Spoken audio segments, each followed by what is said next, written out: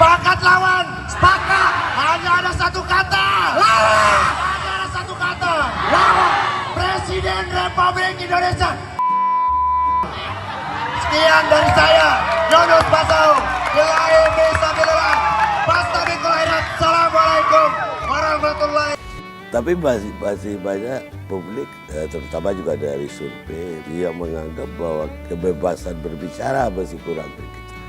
Kebebasan apa yang masih kurang? Orang memaki-maki presiden, orang menghina presiden, orang mengejek presiden, orang mencemooh presiden juga tiap hari kita dengar. Orang mendungu-dungukan presiden juga tiap hari kita dengar, kita lihat. Biasa aja, mau seperti apa lagi sebetulnya yang kita inginkan. Demokrasi yang sangat liberal sekali menurut saya kita ini, meskipun kita ini orang timur yang penuh dengan kesantunan, yang penuh dengan etika dan tata krama yang baik, tapi sekarang kita sudah menurut saya sudah sangat liberal sekali. Apa Pak Karni nggak melihat? Ya, saya perlu dapat dari Bapak sendiri.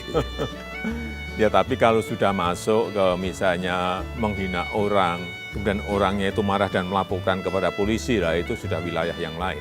Sudah wilayah hukum itu yang bekerja.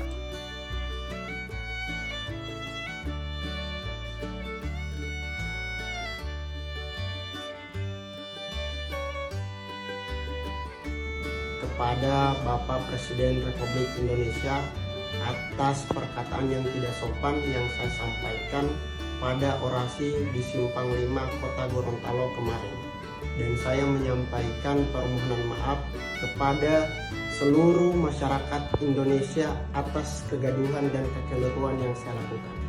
Dan saya menyampaikan permohonan maaf kepada kedua orang tua dan seluruh keluarga saya. Dan saya menyampaikan permohonan maaf kepada Sivitas Akademika Universitas Negeri Gorontalo, terkhususnya Bapak Rektor Universitas Negeri Gorontalo. Sekian, Assalamualaikum warahmatullahi wabarakatuh.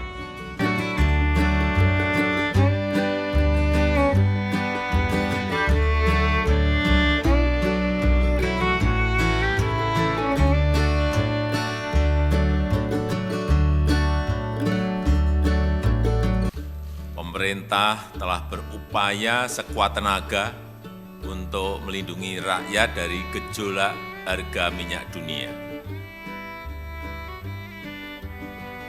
Saya sebetulnya ingin harga BBM di dalam negeri tetap terjangkau dengan memberikan subsidi dari APBN. Tetapi anggaran subsidi dan kompensasi BBM tahun 2022 telah meningkat 3 kali lipat dari 152,5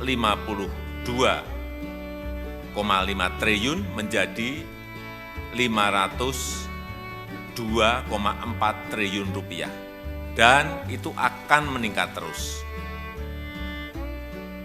Dan lagi lebih dari 70% subsidi justru dinikmati oleh kelompok masyarakat yang mampu, yaitu pemilik mobil-mobil pribadi. Mestinya uang negara itu harus diprioritaskan untuk memberikan subsidi kepada masyarakat yang kurang mampu. Dan saat ini pemerintah harus membuat keputusan dalam situasi yang sulit. Ini adalah pilihan terakhir pemerintah, yaitu mengalihkan subsidi BBM. Sehingga harga beberapa jenis BBM yang selama ini mendapat subsidi akan mengalami penyesuaian. Kalau ngelihat dari subsidinya sudah makin membengkak dan membahayakan keuangan negara sih, mau nggak mau saya lihat itu sebagai langkah yang tidak bisa dihindari lagi kalau saya lihat gitu. Ini bisa berdampak ke harga-harga bahan pokok yang lain loh, Mas. Pastinya, cuman kalau misalkan anggarannya juga bocor, bahaya juga, Mbak. Gitu. Jadi Mas lebih ke setuju apa enggak? Ya berat, tapi mau nggak mau setuju karena memang itu langkah satu-satunya yang saya lihat paling masuk akal. Oke. Mbak Esti tahu ya, kemarin dari Presiden sendiri sudah mengumumkan harga BBM-nya berubah? Iya, sudah tahu. Nah, tanggapannya seperti apa sih Mbak Esti? Apa menurut Mbak Esti ini langkah pemerintah yang kali ini sudah tepat apa belum? Ya pasti pemerintah sudah mempertimbangkan dengan sebaik-baiknya dan ini pasti sebelumnya sudah dipertimbangkan sebagai langkah terakhir yang kalau sudah tidak ada jalan keluar lainnya baru ini diputuskan dan ya semuanya pasti sudah tahu termasuk pemerintah juga bahwa ini akan amat sangat memberatkan masyarakat. Ya mungkin ini sesuatu yang berat ya, yang dilema sekali. Oke. Tapi Mbak Esti dengan adanya perubahan harga bahan bakar minyak, ini kan tentunya pasti akan mempengaruhi harga lainnya juga ya. Cara Mbak Esti menyikapi perubahan ini seperti apa sih Mbak?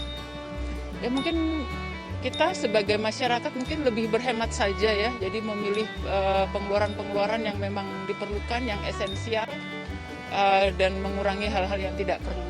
Mungkin seperti itu. Oke, boleh diinformasikan mungkin Mbak sebelumnya menggunakan BBM apa? Jenis apa? Saya Pertamax. Oke, Pertamax ya. Oke, makasih.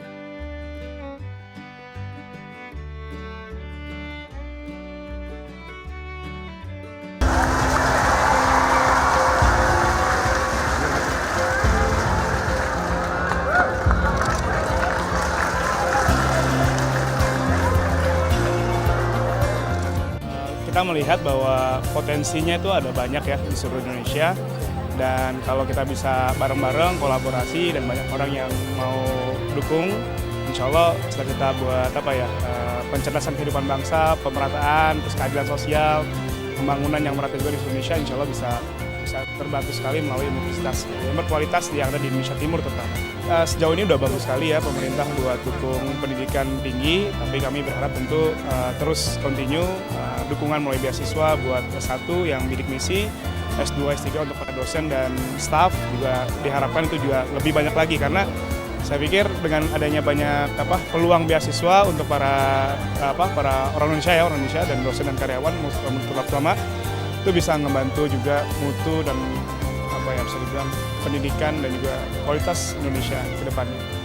Kali ini benar-benar luar biasa banget, karena kenapa saya bisa bertemu dengan orang-orang luar biasa yang memotivasi saya ke depannya, bagaimana nantinya saya ke depannya itu saya harus memulai dari mana seperti itu. Terus selain itu juga saya bisa melihat gimana sih dalamnya Kemensetek itu banyak pokoknya pesan dan kesan yang ini saya akan sampaikan. Perasaan sih senang ya, karena selama ini hanya bisa dilihat dari media gitu kan. Ketika berjumpa langsung ya senang sampai haru gitu. Terus semakin semangat lah kuliah UTS ini, kan kampus luar biasa gitu kan, bisa mendatangkan presiden gitu. Kampus lain kan belum tentu bisa gitu bahkan. Luar biasa sekali ya. Yang pertama ucapkan terima kasih banyak kepada Bapak Insinyur Haji Joko Widodo telah menyempatkan hadir di kampus kita ini. Di mana kita tahu Bapak itu jadwalnya padat sekali ya Pak, tapi sampai menyempatkan hadir di kampus kita tercinta ini tentu saja motivasinya besar sekali untuk kita untuk lebih maju lagi, lebih berkembang lagi gitu. Tidak mau ketinggalan dengan negara-negara yang lain seperti kata Bapak Presiden tadi.